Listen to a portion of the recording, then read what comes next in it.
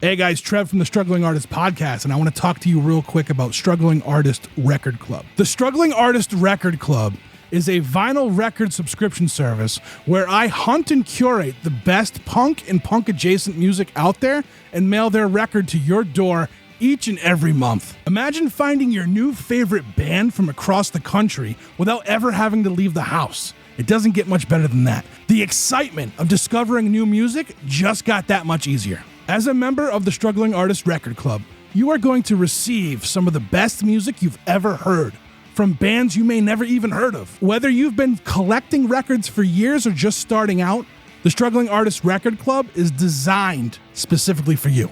And right now, all new members get a Struggling Artist Record Club exclusive along with the monthly selection. So head to StrugglingArtistRecordClub.com, pick a membership, and start building that collection today. You're listening to the Struggling Artist Podcast. People need to be entertained. They need the distraction.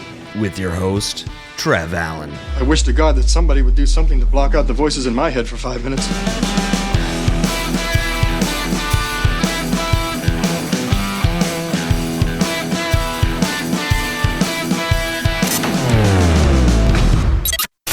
Hello, everybody. A few months back, I want to say early this year, maybe. Yeah, it was definitely early 2024. Jeff had brought a band called Mercy Ruin to the turntable, and I was absolutely blown away by them. We all were. And so I reached out and got a hold of them, and I said, I want to have you on the podcast. And I ended up talking to Blake from Mercy Ruin. And this was the conversation that we had. It was a very good conversation, a lot of fun. It was cool to talk with some. I love every episode. I love talking to all these people. But there's just something about when I talk to somebody and there's instant fun chemistry right away, and there's it was just a really good conversation, very positive conversation, and I was all here for it. And this band has they're definitely in my best of 2024 list for sure.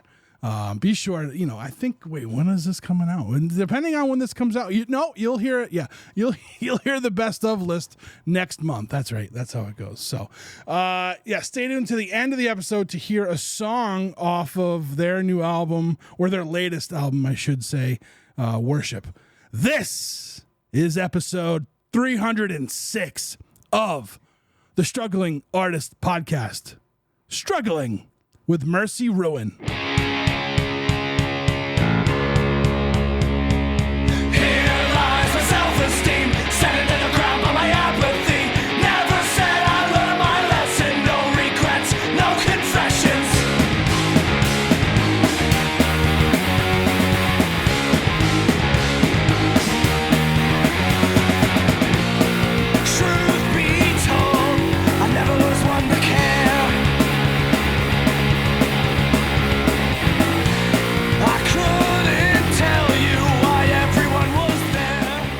So many mistakes in my in my careers. It was I remember I couldn't. I'm in a weird industry now where everyone's very positive, and it's if you're sick you can call out. I came from this world of get your ass here. I don't care if your arm's falling off. Yeah. And we're in this much different world. I'm in this much different world now, and it's but before I was in this world, this is when just in general when I was doing it in another industry, and I'd be you can't just check somebody, right? If someone's fucking up, or if someone's being an asshole, you can't just be hey, don't do that, which is bizarre to me. I had a manager one time tell me, because there was this, we had a person, this woman who was our purchaser. She dealt with buying our parts for us and stuff, and she was incredibly mean. And I remember I was just hey, I'm a human too. You shouldn't talk to people like that. Yeah. And I got reprimanded, and I was told to adjust to her personality, not how about you just not have a shitty personality, I love that so much. So I grew up doing, basic just, manual labor stuff like kitchens, like, restaurant industry, service industry stuff. And the concept of like being able to check the person you're working with was like just beyond me. Cause it was either like the staff that was like higher up than you or a customer. So obviously you can't really say anything to them. And then just like never getting a break where you can just be like real with like another person that you're working with has been like, it's just the way that you have to like shift your communication has just been gnarly to like learn about. Cause I thought with my current job, I was like, cool. Like I'm in an office, like we're working, with people that like, they need to get things done and they're all data oriented. And there was like a series of not their fault, but there was a series of like crazy, like screw ups where, whatever technical crap was going wrong.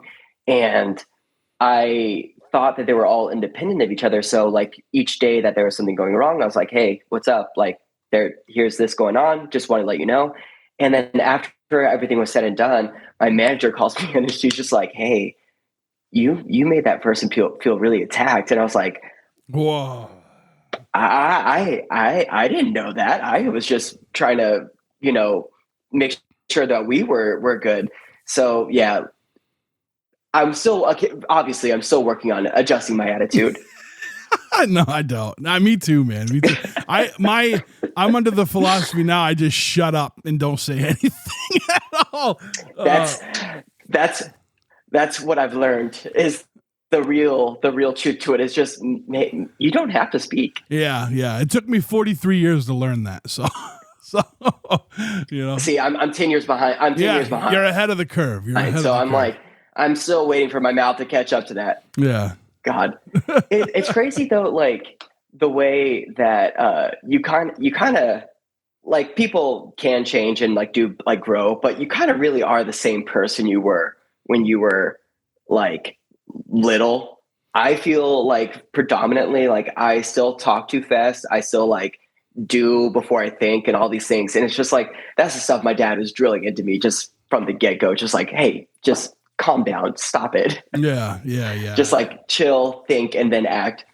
So, I've learned some of those things because I was a reactor. Like I would just like, I still react. Like I don't think things through when I'm reacting. And then afterwards I'm like, that didn't go well. You know what I mean? Like, cause like at the other side of it, like, I've got a big loud voice and, and I'm tall, you know what I mean? So it's like, I'm like, I really have to think about like certain things because like someone could definitely take it the wrong way in a threatening way and it's not supposed to be that way. And so like, it's not, so I have to put in the work too. You know what I mean? Like, it's not just, I just don't, cause again, like that lady, like I didn't feel like I have to adjust to her personality. She should just not be an asshole. So like that, I need to recognize that like not everyone is going to adjust to the way I am. So I need to be a little different, but I wasn't in the fucking 100%. I was not in the wrong with that lady Gail. That lady Gail can go to hell.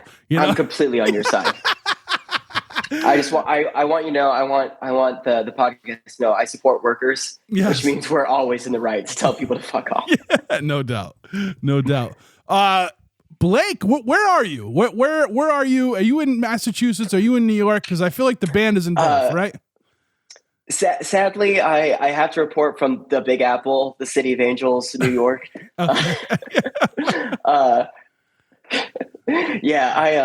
My girlfriend and I moved here in April, and which was like a nice life adjustment because especially for my partner's industries, like fashion isn't like the biggest thing in Boston in terms of like global outreach, and she's also like a mental health counselor and also an industry that surprisingly Massachusetts underpays in. So it just made a lot of sense since I'm remote that like we move. But she can hear me right now, and so I don't want to say this in a rude way or like a leading way to her, but I miss Massachusetts dearly. Yeah. It's not cold. It's not dreary enough. It's not spooky enough by far. No doubt. You still you're not that far though. You're not that far, right? No. Yeah. I've taken so many buses. I'll take more buses throughout the year. Yeah. But you just don't. I think it's like you don't walk past graveyards every day. When I walked from my house, just on my coffee walk, like would take a lap before like starting your work day, I passed like 3 cemeteries, Mm. and I was like, "Thank you, Boston. That's what it's about. That's just being connected to death, Yeah. and you don't get that here. You're unchecked." Yeah. So I've said this. I think I've said this before on the podcast, but like New England, like it's like we have a little bit of a tougher skin due to like the weather, because we have to deal Yes. with all these different types of climates here, right? And there's other parts of the country that do the 1000%, yes. same. You know what I mean? Other parts of the country do the same, but like I don't know, that just something here. Like I've lived in the South, and like I've lived in a couple different places, and like Southern hospitality is a crock of shit. That's make believe. That's them pretending. As a Texas boy, yes. Yeah. That is true. Look, this is Finch Family Farm. This is established 1900. This is my family's like ranch. It's not like a big ranch or anything, but like it's just like they're where my grandparents got started in America in 1900. And all the love to them and the people of Texas, but like Southern hospitality, overhyped, not real. Yeah. Massachusetts hospitality of like I hate like the like, oh, go fuck yourself, but I'll help you. Kind of real in the sense that like, yeah, it's not going to be the most inviting or like, hey, come over and like I'm going to open up my house to you and cook for you, whatever. But like if you're in a pinch, I have never had any issue dealing with anyone from New England. Like there is something real about just like helping people weather storms, whatever they're going through. Yeah. That is a New England thing. My go-to is like I say, like in the South, you walk out to get your paper and everyone's waving to you, but no one waves you into traffic. Where in New England, we avoid each other like the plague, but we'll be like, all right, asshole, you can come in. You know what I mean? Like you can get in there. Yeah. You're already fucking halfway out. You might as well go all the way. But like in Tennessee, they just like drive around you. They pretend they don't know you while they're driving. So no, and like the car culture in like Texas, Tennessee now especially is like so insane that like if you're even anywhere in their space, you are their enemy. And they're coming for you. They're your adversary. And that's like, yeah. So I gotta give it up to New England. I've lived on both coasts. I've lived Texas, New Mexico. You're a wanderer like me then, huh? Yes. Yeah. I did San Francisco for a little bit. New England takes the cake. I will, as soon as, probably whenever we're done, we feel like we've done enough of like New York living and everything. We'll probably move up to Rhode Island because I think that's going to be the most affordable place in New England to still be in New England. Yeah. And that's kind of my goal because it's the best. Yeah, no doubt. So let's talk about Mercy Ruin. How did this project get started? All right. Yeah, let's do it. So Mercy Ruin is, it's just a collection of ideas and like motifs like throughout my musical like progress, where I kind of kept on coming back to whatever the feeling that like, I don't know, pick any like schmarmy Columbus 80s movie where, you know, the resolution happens, the camera pans back out and like, I don't know, The Promise by Win and Rome comes on.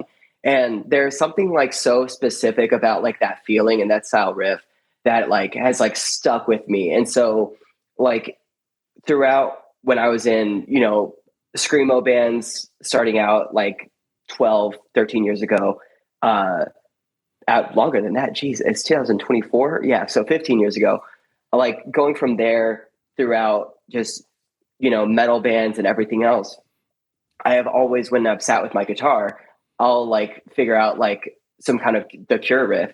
And, eventually when my sludge band in Boston, Head in Hand, when we were kind of like in a lull, like between albums and everything, I just kind of had ample time and I wanted to figure out like how to self-record. And so I just started putting all these little 80s motifs. I made them into songs, but obviously I didn't want to just do 80s music. And so I was like, well, let me just start incorporating like hardcore drums. And so we'll do light guitar work, heavy bass, and, punk drums. And that's just going to be the format. So as long as it strikes those three things, then anything goes. And this is the project that I decided to not hamstring myself, where I'll usually overthink something and like say, oh, this is too accessible, or this came too easily, so I should like overcomplicate it. This is like lizard brain shit. So if it sounds good and it makes me feel good, then that's what stays in. And that's just been the entire approach. So it's been a lot of fun. And I think that's why this project has been the most, I don't want to say rewarding, because that just feels disparaging to my other projects, but it's been the most like, it's been the easiest to sustain momentum, because it's just always like whatever makes the little lizard brain happy. And if the lizard brain wants to hear prom night riffs, then the lizard brain is going to get prom night riffs. And that's all there is to it. But yeah, so I recorded like a couple songs, and I asked my friend Chris, the drummer, and who is just unfathomably talented kid. And they were down to help me like write out the things and get them recorded. And we've just been playing shows ever since. Nice. So then I got Zach from Zach has been a Boston friend. He's one of my best friends for like 6 years now. And so he was down to hop on guitar, and then randomly through another music connection, met Daniel, the bassist, and that kind of just rounded out the troops, and that was it. Nice. And you guys have been playing shows, right? You guys play shows still and everything? And yeah. We played our last one in July. When was Nice Fest? That was July? Yeah, I think so. Yeah. So we played our last one. We kind of try to stick to like a show a month just to keep things going. Cool. But unfortunately after Nice Fest, we kind of like the schedule stopped like locking up. And so it's kind of like playing live has been on the back burner, unfortunately. But like we're still playing, we're still doing stuff. Yeah. So Jeff Bousquet played a show with you guys, and he's why I found you guys. He never when he sends me something to listen to, and like he never misses with his like with our roundtable stuff. But like when he sends me stuff like, hey, check this out. He never misses. Like I'm always like, oh, so, and we've been on this like synthy kick all year long. Like I want to say the last two roundtables I brought at least one thing that was like synthy, and like yeah, and you guys it's in right now. Yeah, you guys just nail it. Like it's just like, and I think. I don't know if it was you or somebody else had like listened to the episode when we talked about you guys, and like you wrote like, oh yeah, that's everything. Everything you said is exactly like, you know what I mean? Yeah, that was you guys which like, again, huge thank you for listening and for shouting us out. That was a big deal. That feels really nice. 'Cause you write these things and you're just like, well, if anyone listens to it, great. If anyone doesn't, then that's just the way it goes. But like that's a huge thing. And I can't ever take that for granted. But whatever you guys said what you guys did say on the podcast was 100% correct. Like the entire approach and ethos of everything. Like, yeah. Yeah. It's just because it comes out like there's no subtlety to it. You come out swinging right off the rip with heat death. That's the lizard brain. What I mean? It's the lizard brain. And I just like, oh man, this is so good, to the point where like today I was listening to it again. I I have it on. It's like I bought it on Bandcamp and all that stuff, and so I listened to it. Like I listened to it's my Bandcamp right now is I have too many things on there, but actually I don't have too many things. But I listened to like a lot of it over, like, you know what I mean? Like, oh, today's this like this kind of stuff and this, but like, so I'm listening to it today, and I was like, how is this an EP? I really didn't. I thought it was longer. Like it just felt it has that weight to it. And I say that I describe a lot of the time some of the EPs we listen to, like I'll describe it like that. Like it's got the heaviness of an LP, and like it's because of the sound is full. You know what I mean? The sound is full, and like the way it's driven, it's just like it's like I said, you guys came out swinging with the first track, and like you're like, you know, right off the bat what you're getting. Like you're like, okay, here we are. You know what I mean? Yeah, and thank you so much. Like I think track list is really important to me, and I think that like is maybe part of why it feels like a little bit longer than it is because like I just I sat with it and I put songs, you know, different places because I just can't shake the I don't know if it's like that like the main character thing or whatever, but I kind of just whenever I have an artistic thing, I kind of think of it in a terms of like it has to exist in its own self. Like everything has to connect to the other thing. And just it's a very because of the heart on the sleeve, the overdone sense, like it's overwrought with emotion and everything. And so I think that lends itself to like a cinematic, you know, structure. And I think that's what I really wanted to do when I, you know, put the 6 songs together. I was like, how does this one, like, what is like the most interesting way to like space things out where it doesn't get boring, but it like, you know, stretches out the material. Yeah. So like, that's very much an intentional thing. So I appreciate you also getting where I'm coming from. Because I don't know if everyone listens to music that way, but like that's nice to hear. I think that's the only way I can, because like I'm a storyteller. So like I am and sometimes I think I overthink. Sometimes I'll overthink it. And I'm like, and I'll get a band and I'm like, oh, but the way you did this and this, and like, and they'll be like, yeah, we didn't realize that till you just now.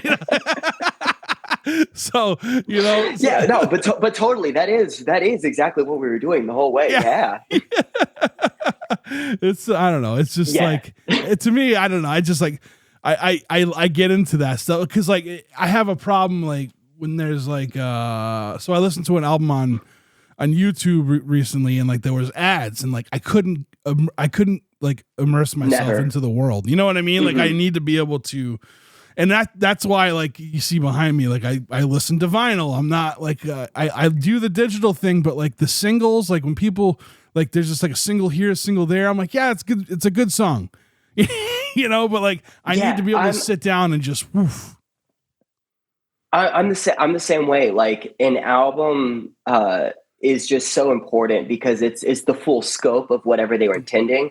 And like I feel like I sometimes shoot myself in the foot because I, you know, like a new band will like put something out, or there'll be just new media, and I'll pass over that because I don't like, if there's like new singles, I won't listen to them because I'm like, well, I don't see I don't have like the full context. I want to see where it lives and breathes on the album. I want to see what came before it, like how it got to that point.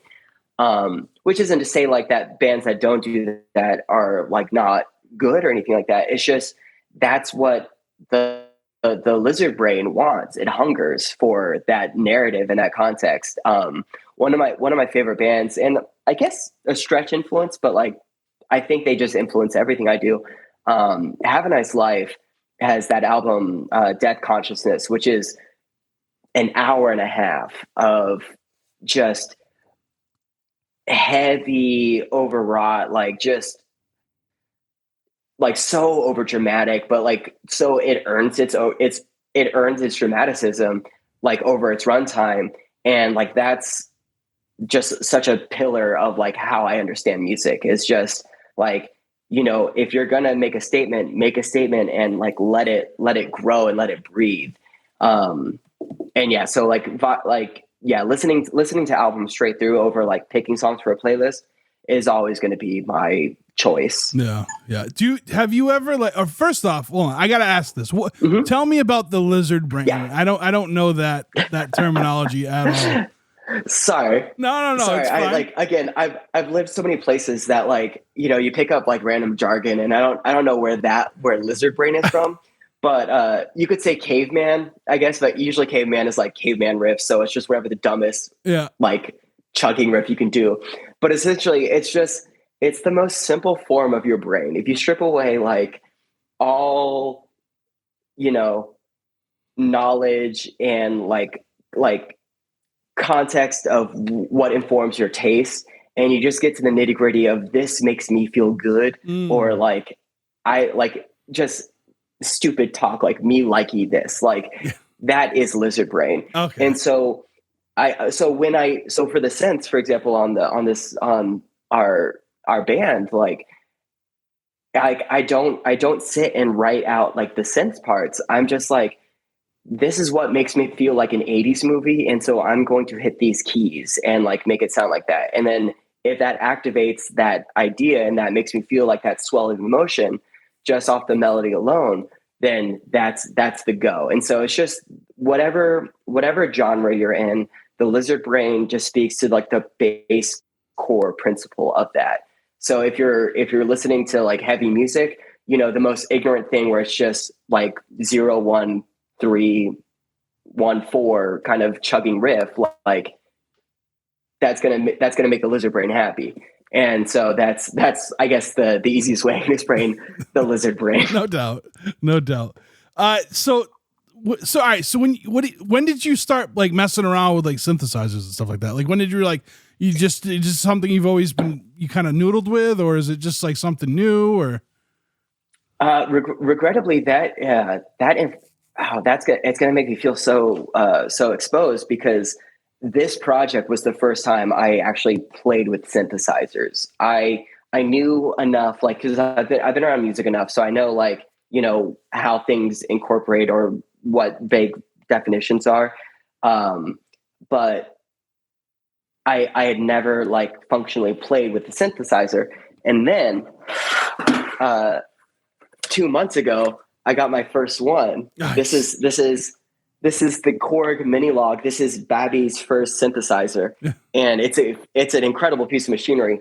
But for everything else, I was just I couldn't get the sound I exactly wanted for every track on like the Mercy Rune album, and so I would just stack like 6 synth layers, and I would you know, adjust the volume so that it sounded like one voice basically. Mm-hmm. And whatever different timbres there were like present on each track, like if I wanted to be like more of a bell, or, you know, the like Barty kind of classic synthesizer sound, I would just, you know, make that part louder for the whole mix.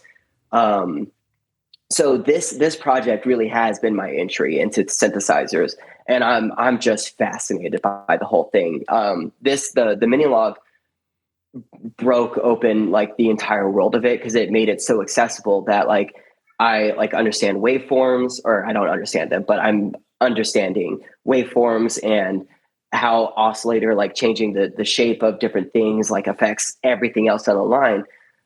So it's been the most fun. So even if no one was to ever listen to this project ever again, I would get so much out of it just for a vehicle of exploring the synthesizer as an instrument, because it is cool. Yeah. I love the synth, and it's opening up more music for me too. So I do too. And I give my mom credit for it. Right. So I grew up in the 80s in like, you know, I was a kid in the 80s, and then I was still a kid, but a teenager as well in the 90s. My mom, growing up, liked like that freestyle music, like the synth freestyle pop music that was out there. And like, yeah, we would listen to it, and like I never really like thought about it until like I got older, that like I like that stuff still. Like, you know what I mean? Like when you're a little kid, you're just grooving with your mom in the car or whatever. But like, I'm like, man, like I still kind of like, and I feel like understand, like me liking that, like me having that as an introduction in the 80s, I think that's kind of what got me into stuff like hip hop and dancehall reggae, like to hear all the different sounds. Absolutely. You know? So like I always attribute to whenever I come across like a synth band, I'll send a song to my mom, and she'll be like, pretty good. Yeah. You know, she's like, they're pretty good. Yeah. So that's pretty good. That's nice here. Yeah, so I totally get that. Yeah, I had 2 years ago, I think now, Caroline Kingsbury on, who she does like synth pop Okay. music, and I was just like, I sent her stuff to my mom, and my mom's like, wow, like to her, like that was like her wheelhouse, you know what I mean?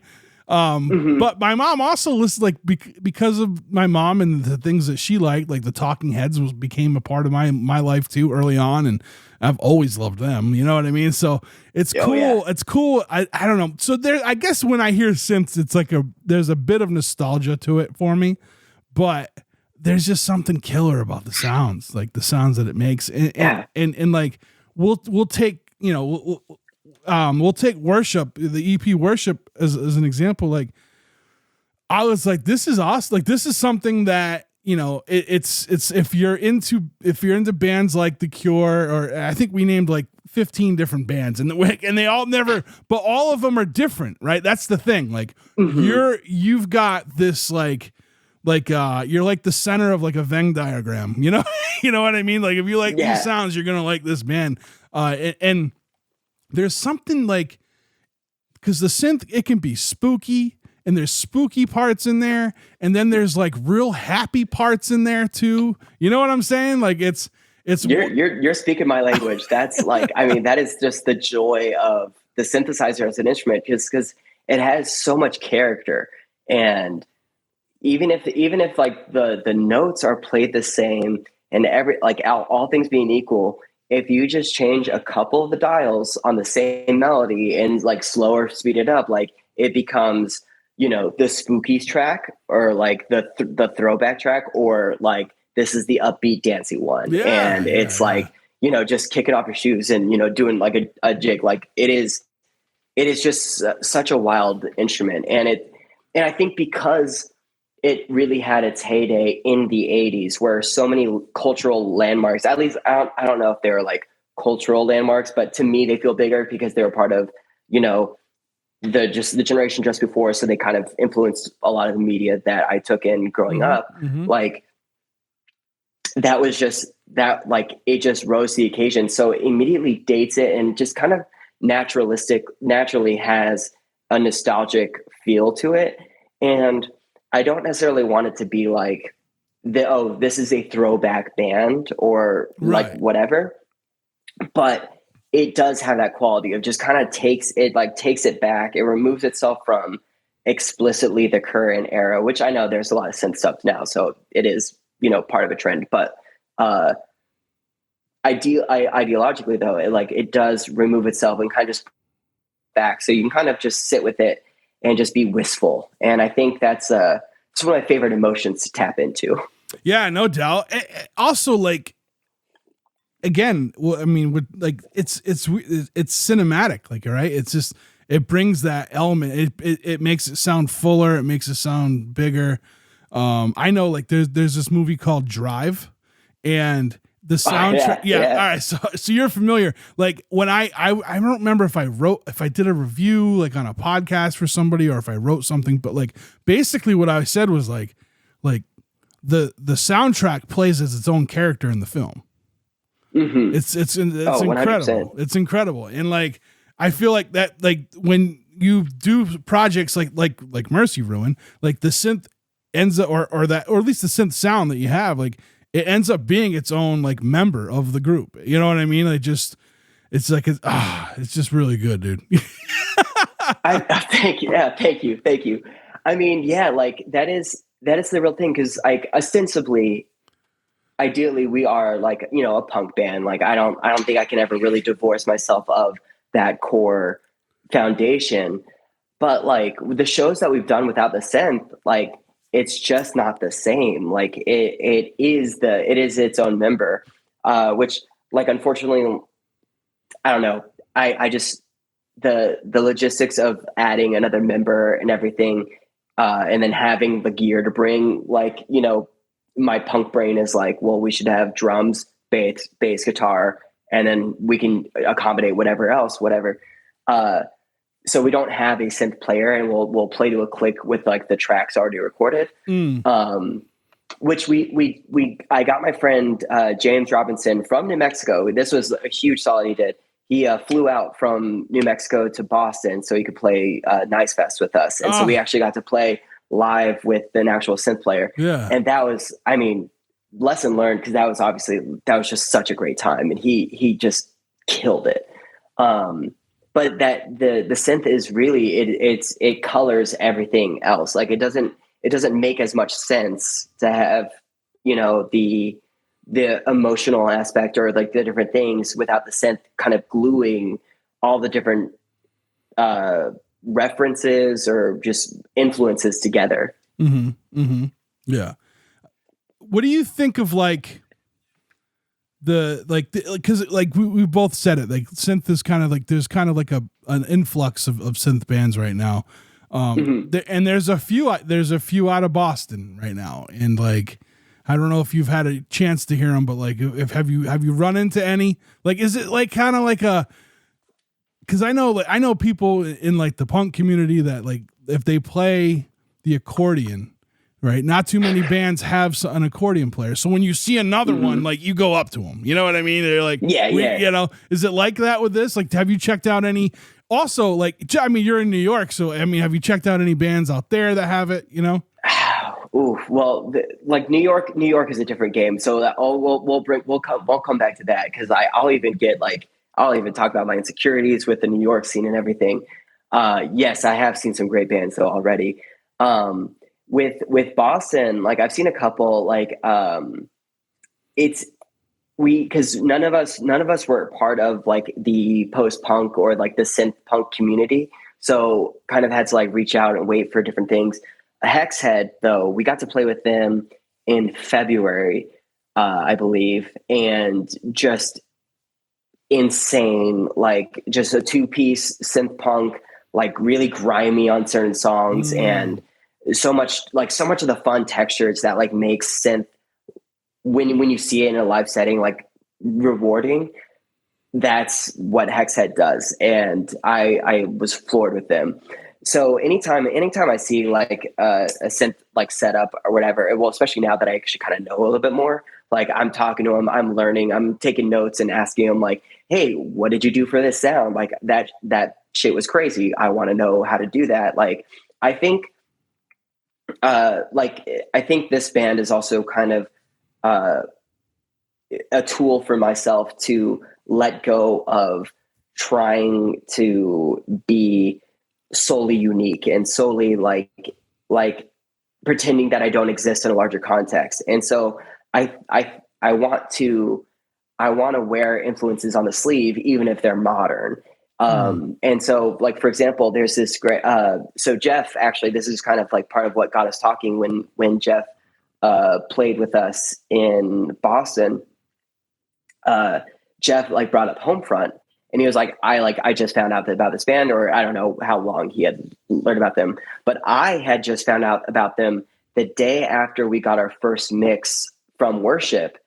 And I kind of like the guitarist Zach sent me them because he had just seen them the night before. And I listened to that album, and I was kind of like disheartened almost, because I was like, oh, this is exactly what we were trying to do. Like, this is to a T, like that's how we wanted to approach it. And I don't think that's a bad thing. I just think like, I'm just going to wear, like, if the next like release like has some clearly notes taken from like how they approach production, especially, then I'm just going to wear that on my sleeve. Cause like, that's part of the community where, you know, we're part of the synth punk, you know, like 80s riffs with like hardcore influences. We're part of that community.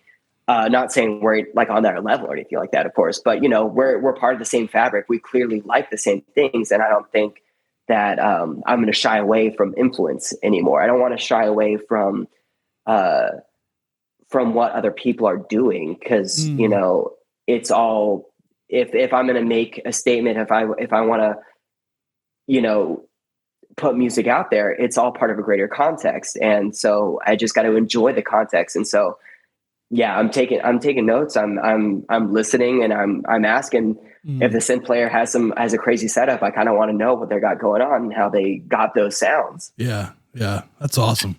That's awesome. I gotta tell you, can you break down one of your songs for me? Because Absolutely. Let This World Burn is like, it's just it's just next level for me. Like it's just like it's Thank you. can you break that one down for me? This is I'm just yeah, for sure. That's the Yeah, one. yeah. That's the one, yeah. Yeah, so that one, I think lyrically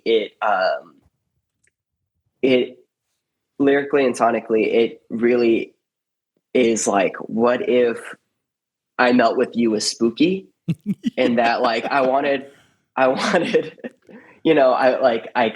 like the iconography of like just melting away, burning away, just throwing it all away for your love, and like so that was like clearly like the lyrical influence of everything.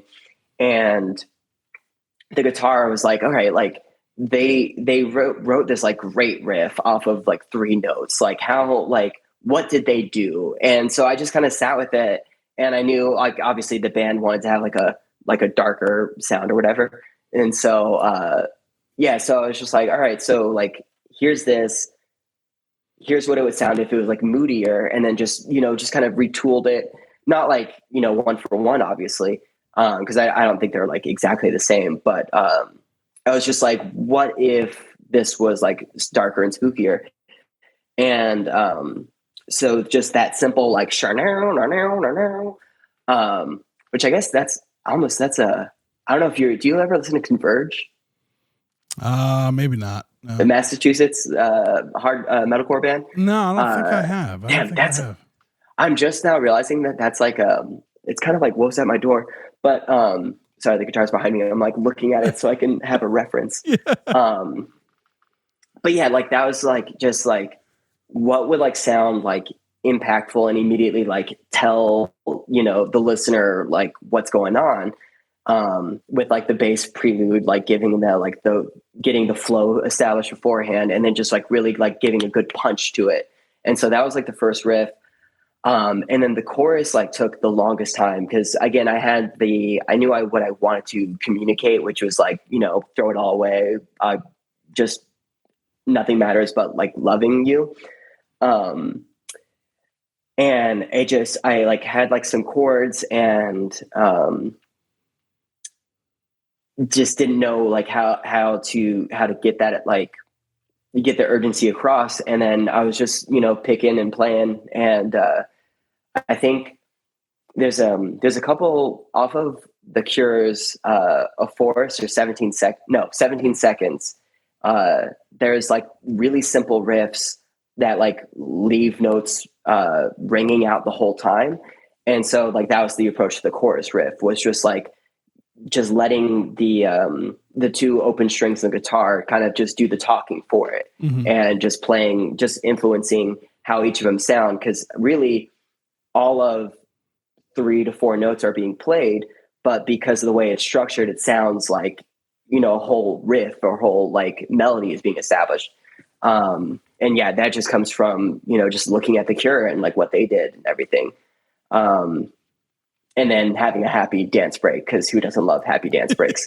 But that was like, I think that was the first song that was written for the project that like didn't have previous music for it. So that was like my first like, all right, I have like song A and song B. Like those are our ideas that have been floating around in my head for a long time. What is like the newest version I can do? And that was Let This World Burn. And I think that's why it's the strongest, if not one of the stronger ones on the little EP we did. So this EP came out. It came out this year, but it was recorded last year, I think, right? Yeah. So we've had a little bit of an unlucky bug with like the mixing time, just like things happen and get in the way. So we recorded the EP in June of last year, and I think we had it ready by November, which is like a little bit longer than you really want, but things happen. But then once we had the mix, we were shopping it around, and the Treaty Records, which is this great Berlin label, They put out some great acts like Filmmaker. Mocha Doma was like one of their like kind of early releases. And just on a whim, I was like, hey, I just cold emailed them and asked them, for your consideration, here's this like release. And they were kind enough to take us up on it. So they said like, we're gonna put it out in January. So we had to sit on it a little bit longer. Yeah. So that was like, so that makes it like a full 6-7 months from recording to release, which is brutal when you have something you want to share with everyone and you just gotta wait. Yeah. But hey, it got picked up and put out. So that's a huge thing. Yeah. So that was really cool. And then we have the same idea of wanting to, hit the ground running and like put something else out and either have Detroit or another label, like if they're interested, pick it up. So we went right back into the studio and recorded 4 songs in March. And unfortunately, like the mixing process just happened to take a little bit too long, where I got to get really in my head. And like I was saying earlier, how the lizard brain was like the ruler of the original release. Like this one, I was able to talk myself out of certain things. I don't think my performance personally with like the vocals was what I needed to be. And so we finally got the final mixes, and I was just like, hey, like, I don't think I did do a good enough job here. And so we're going to take a little bit more time. Mm-hmm. Especially because like, if you were to record like a demo and then just throw it out there, that's one thing. Cause I think it kind of colors the perception of that release as like, hey, they just threw this together and they're just keeping things going. But now that so much time has passed, that it's like, oh, this is our next release. And so I feel like there's naturally a little more weight to it. So I really want to make sure I'm getting it right. And so I've been sitting with those and hopefully should get them out soon. But yeah, we have a tons of new material that we're working on, and it's just like, I need to get it right so that like we can just keep the momentum going. Cause I love this project. I love the bands we've gotten to play with. I think it's been a lot of fun slotting in with, spookier bands and, faster bands or poppier bands. Like, I don't know. It's just been a lot of fun. I feel like we mesh with like a lot of people, and just getting to talk to all kinds of like crews and like different groups of, specific genres where like the crowds are different has been one of the most fun parts about the project. Yeah, that's great. That's great. So when you've moved around a lot and you've been in bands, like what, I guess in every city you've lived in, have you always like found yourself in a band, or is that something like musically, like music just has to you have to do it?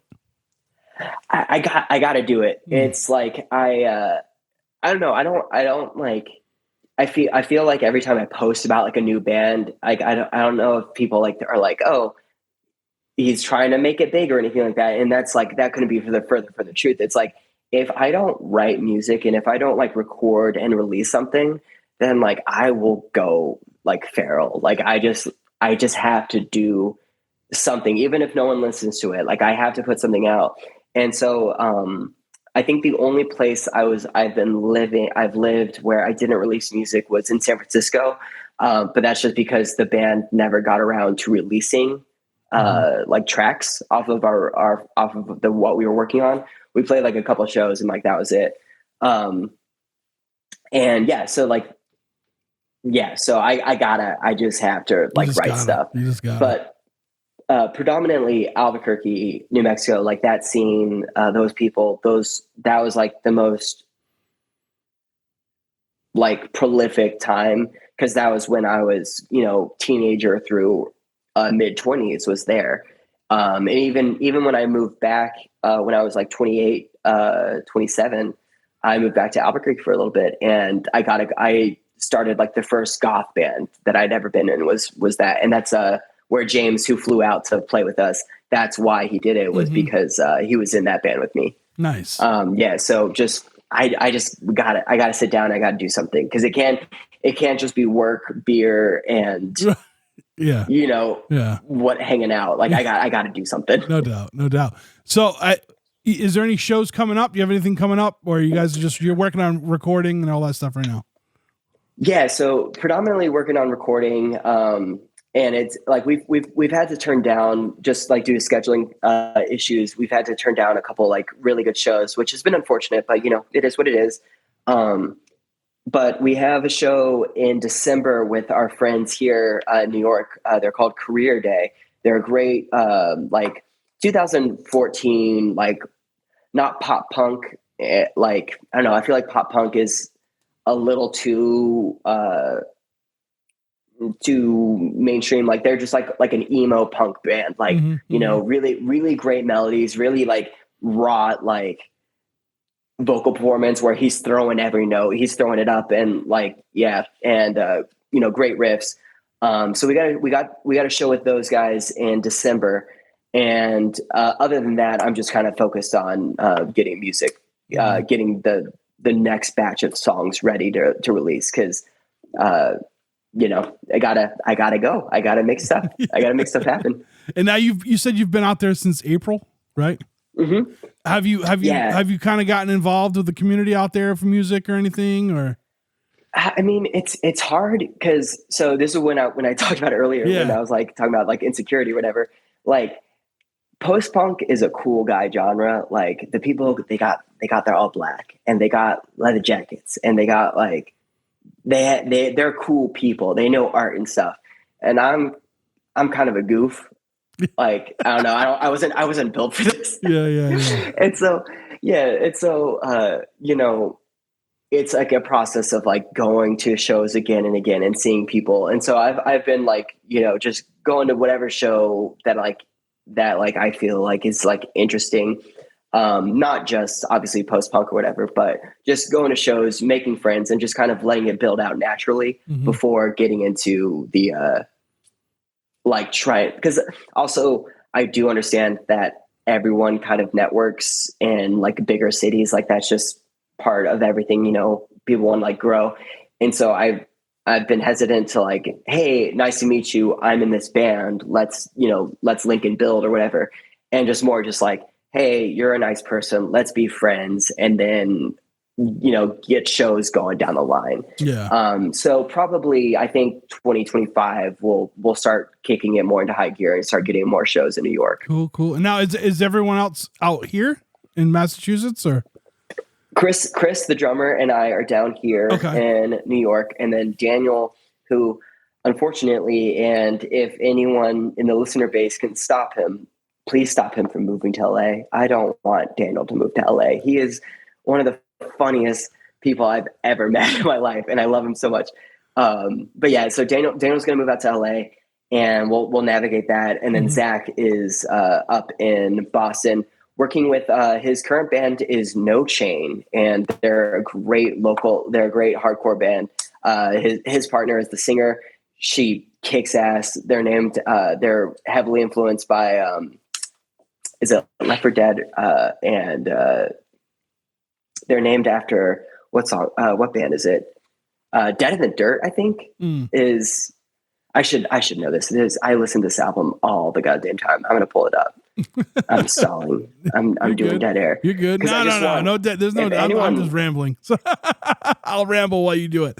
So yeah, if anyone ever wants to listen to just a hard, gnarly, fucking like I don't even. It's not really power violence. It's just like crusty, fast hardcore. Dead in the Dirt's The Blind Hole is just one of the gnarliest albums, and they're named after the song No Chain off that. And when he texted me, he was like, hey, like here's some songs and here's, you know, the idea behind the band. I was like, just full send. Like I was like screaming, like, let's go. Like it is so sick. So awesome. While we're not doing anything in Boston, go see a No Chain show. I think they got one coming up soon. They rip. They are really good. I'm gonna check them out. Based on your recommendation. So cool. Well, yeah. Blake, this was awesome, man. Where can people find Mercy Ruin on the socials? Is there websites, all that stuff? Hey, so we're on Instagram at I think we have the Mercy Ruin. We didn't have to do a little extra thing. I'm gonna look at that too. Yeah, we're just Mercy Ruin on. There's not a lot of Mercy Ruins. But okay, actually though, I don't want to drag on too long. I'm not good at naming bands, and so I picked Mercy Ruin. Like I was like I wanted to do like Mercy Kill, but that's too close to Soft Kill, which is like they're pretty close genre. Like I really like Soft Kill a lot, so I couldn't do that. And so I was like trying to like just pick out something that kind of felt the same. So I was like Mercy Ruin, fine. And turns out that not only does the guitarist of this band know one of the guys in the band Mercy Union, who's like an actual band that people have heard of. Yeah, I've had Jared on the podcast. Yeah, Jared. Yeah. Fucking Chris, our drummer, is in another band called Wifey, and the bassist for that band is also from Jersey, also knows Jared from Mercy Union. And so he talked to both of them and he was like, who named Mercy Ruin and why did they do that? Because we get tagged in their shows sometimes. Oh yeah. Yeah. So my bad. Yeah. I didn't know that I thought they were like, well, we don't sound anything like them, so it's fine. Didn't know that we had multiple like small degrees of separation. Right. So that's my fault. But yeah, we're Mercy Ruin on Instagram, Spotify, Bandcamp, all that. And yeah, we're just gonna keep cooking this next batch of songs, and hopefully they're good enough for people to keep listening. Yeah. So listen, when it's time to promote the next album, come back. Let's do this. Hey, yeah, absolutely. Right. And yeah, I'd love to talk to you. I want to ask you. I feel like I didn't get to ask you about your life or anything like that. Oh, so all right. Yeah. So let's have an open, like, let's have a more open, like an even conversation. I feel so selfish right now. That's that imposter syndrome in you. Huh? That's that Southern hospitality. No doubt. Come sit. We're gonna have a sit. We're gonna have a sit and visit. We'll chop it up a little bit more. Yeah, for sure, man. Oh, cool. Thanks, man. All right, thanks. I'll talk to you later. Okay, man. Thank you so much, Trev. All right, and that's the show. I want to thank Blake again for being today's guest on the Struggling Artist Podcast. In the show notes, you will find links to Mercy Ruin. Thank you to Jeff Bousquet and Chris Chavez, producers of the podcast. Check them out on Instagram. Jeff is JRB Image, and Chris is CC Chavez 13. Thank you to State Line Records for sponsoring the podcast. Thank you, Mark. It's much appreciated. Mark, go to State Line Records. I don't know if getpunk.com is still a thing, but statelinerecords.com still is. Head over there, see what Mark's got in stock, and buy some stuff. His label's awesome. His music is awesome. Just go over there and check it out. Thank you to everybody supporting us over at Patreon. If you want to become a Patreon supporter, head to patreon.com/podcast TSA. One breath. Whew. Yeah, our tiers are definitely affordable, and all proceeds go to help the podcast, whether it be with events or getting new equipment or that sort of stuff, podcast stuff, fees that we have to pay to keep the website going. Speaking of which, go to the strugglingartistpodcast.com or podcasttsa.com, and check out the site. I built it, for Christ's sake. I should probably promote that more. It's been up for like almost a year now. I need to promote it more. Podcasttsa.com. Thank you to everybody who listens to the podcast, who reaches out via email, text, or phone. If you want to know what I mean by that, you can email us, trev@thestrugglingartistpodcast.com. You could also text or call 774-570-1552 to leave us a message. We will never call you back, I promise. That is the Struggling Artist Hotline. Again, the phone number is 774-570-1552. Jesus, Trev. All right, it's time to get out of here with a song. Blake was kind enough to give us a song off of Mercy Ruin's EP, Worship. The song is called Let This World Burn. Until next week, take care of yourselves. We'll talk to you then.